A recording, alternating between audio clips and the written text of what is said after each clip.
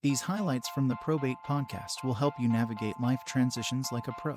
From senior living to estate planning to probate, you'll learn incredibly useful tips. Be sure to like and subscribe to hear more from Sherry Lund and her expert guests. What's a common question that people ask you when you get them on the phone? I think the most common thing we deal with is the last payment of Social Security. And it is so misunderstood. And so many families miss out on that payment. So Social Security pays a month in arrears.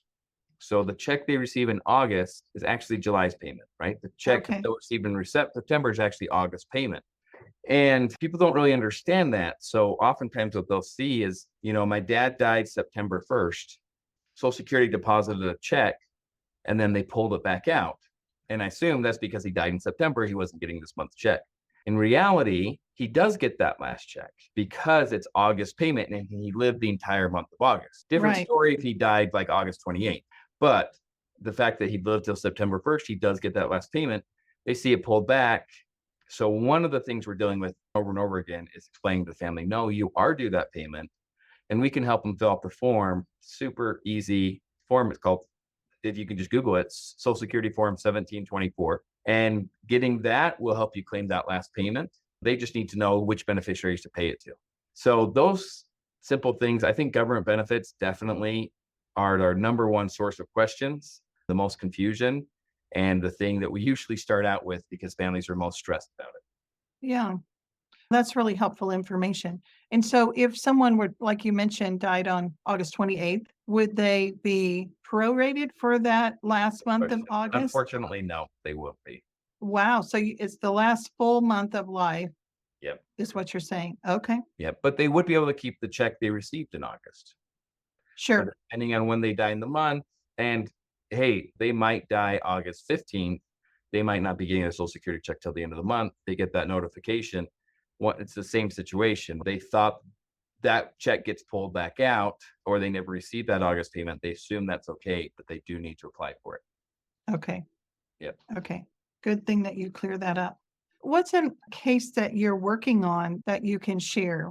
There was one gentleman who got spooked because he thought the banks were going to steal all his money. And he went and bought a bunch of coffee cans and buried the equivalent of about $50,000 in $500 increments throughout his whole yard. Wow. And so the family is digging all these up and making sure that's not taken care of. All sorts of crazy, funny stories that we're dealing with. And our goal is to meet the family where they're at. A good Right. example of that is during COVID, all the Social Security offices shut down.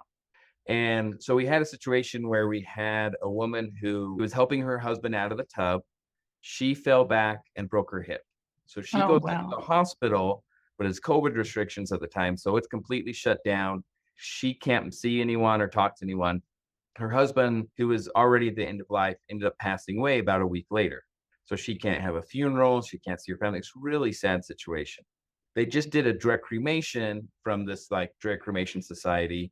And the people who took down the information took it down wrong. And so when they reported to Social Security, they reported that she had passed away, not him. Oh, no. They mixed the two Social Security numbers. So when we call Social Security to figure out her payments and benefits, they're like, we have hers reported dead, but then we have this other death certificate coming from him. So we're just going to freeze all the accounts right now, which Oh, no. was her only source of payment. Right. No, that's not it. How do we clear this up? Well, the policy is you got to come into the office with a death certificate and an ID. We can see you're alive, he's dead, and we'll make that note. But all Social Security offices were closed. And so she has just been through the ringer. She had just lost her husband. She couldn't see her family. She's been in the hospital. And now she lost her only source of income for who knows how long. You would think that Kathy, who was helping her at the time, would be like, oh, I'm so sorry. Let me know if there's anything I can do. No, she didn't stop. She just keeps on bugging Social Security. She goes up and up, hits a wall. She doesn't get any answers.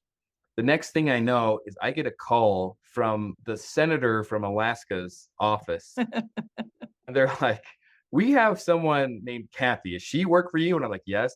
She has been calling us nonstop. What is going on? And I was like, well, you have one of your voters who has this situation and she can't get through Social Security. We need your help. Next thing I know, Social Security admin calls me and says, "What can we do to help?" Hey, you Oh, get a wow. politician involved, I guess it works. Wow.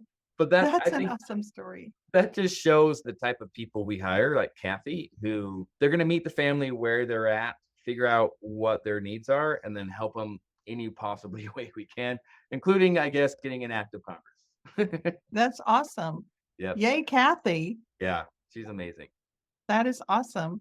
To catch the full episode and explore more resources from the Probate Podcast, check the links in the description and be sure to subscribe for more tips each week.